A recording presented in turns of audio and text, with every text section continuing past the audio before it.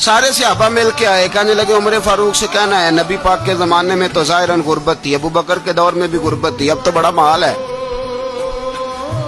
عمر سے سفارش کرو کہ عمر نیا کرتا پہنا کرے۔ ملکوں کے سفیر آتے، عمر وہی پھٹی پرانی چادر اوڑھ کے اور وہی کئی جگہ پہ پیوند لگے سوٹ پہن کے سفیروں کے سامنے بیٹھ جاتا ہے۔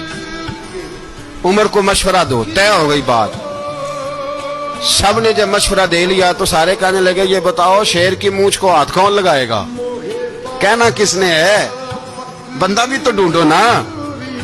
میں کہا جناب میرا یہ خیال ہے کہ مولا علی شیر خدا کہیں گے، کیونکہ جس شخص کی عمر کو سب سے زیادہ حیا کرتے دیکھا وہ شیر خدا مولا علی ہے رضی اللہ تعالی علی کہیں گے، اس لیے کہ جناب علی تو کئی دفعہ جب گفتگو کرتے تھے تو حضرت عمر چپ کر جاتے تھے اور فرماتے تھے علی نہ ہوتا تو میں ہلاک ہو جاتا۔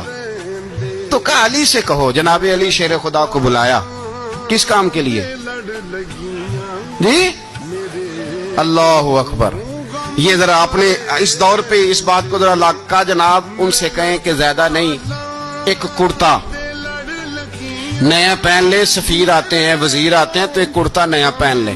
حضرت علی کو بلایا، فرمانے لگے کوئی اور بات ہوتی تو میں کہہ دیتا، یہ والی میں نہیں کہہ سکتا، کوئی اور ہوتی تو میں عمر کو کئی دفعہ کہہ دیتا ہوں، جلال میں بھی تو سن، یہ والی میں نہیں کہہ سکتا، میں تمہیں ایک مشورہ دیتا ہوں۔ کہ وہ کیا؟ کہنے لگے سید عائشہ صدیقہ سے کہو، وہ مومنوں کی ماں ہیں، عمر ٹالے گا نہیں۔ اماں جی سے جا کے کہا اماں جی نیا کرتا عمر سے کہیں پہن لیں، وزیر آتے ہیں بڑے بڑے لوگ تو چلو کوئی حرج نہیں۔ اماں جی نے کہا اچھا کوئی بات نہیں میں بلا لیتی ہوں۔ جناب عائشہ نے پیغام بھیجا،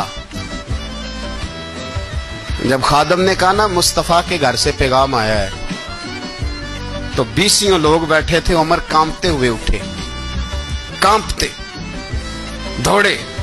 حضرت عائشہ پردے میں تھی تو فرماتی ہیں عمر اتحیات کی حالت میں بیٹھ گئے۔ کہا اماں جی دیر تو نہیں ہو گئی مجھے آنے میں؟ کہا نہیں ٹائم پہ آ گئے ہو، کس لیے بلایا تھا؟ کہا عمر دیکھو غربت کے معاملات اور ہوتے ہیں، جب اللہ آسانی دے تو کوئی چیز استعمال کرنا حرام نہیں ہوتی، اگر حرام ہے تو بتاؤ۔ کہا نہیں اماں جی حلال ہی ہے۔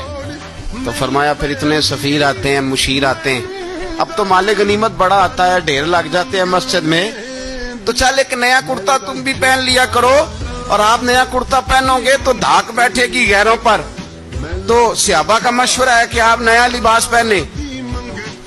اماں جی کہتی ہے میں نے حکم دیا تو عمر چپ کر گئے، گردن جھک گئی۔